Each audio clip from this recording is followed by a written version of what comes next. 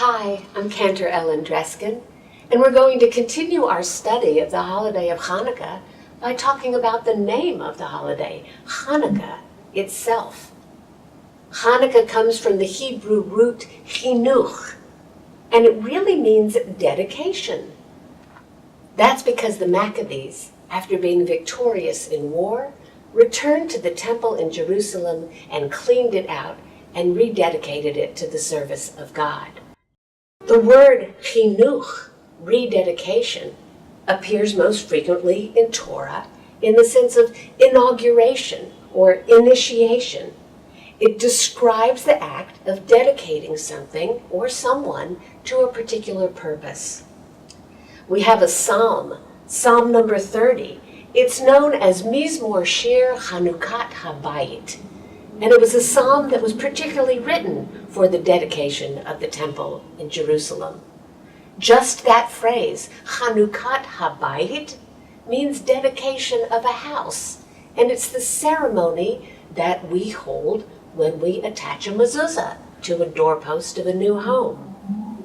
Temple vessels in Jerusalem, containers, couldn't be used until they were blessed and ritualized and made holy and ready for a sacred purpose. And even the priests, the leaders in the ancient temple, had to be initiated into that office.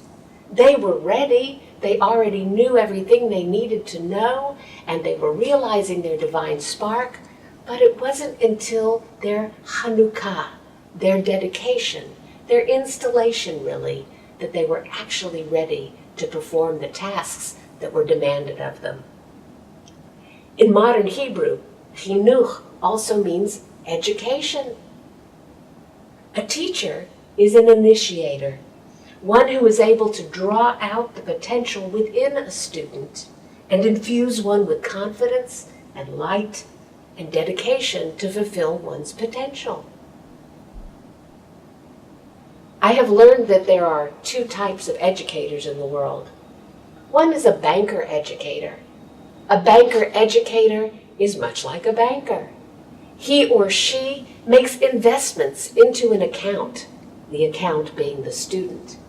And when the time comes to make a withdrawal, then the educator expects the student to be able to return that which was deposited. The other kind of educator that I've learned about is a midwife educator.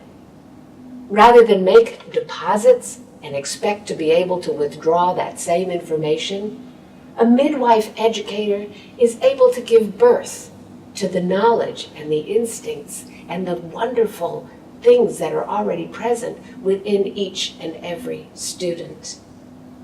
When we exercise our ability, like the Hannukah candles, to bring on light, we realize our own as well. The Baal Shem Tov says, if you find a hidden light in each person, you illumine it. And what a gift, both to the one who has their light kindled, and to us as educators as well. When we find that we have that ability to bring forth light in others, we are also illuminated.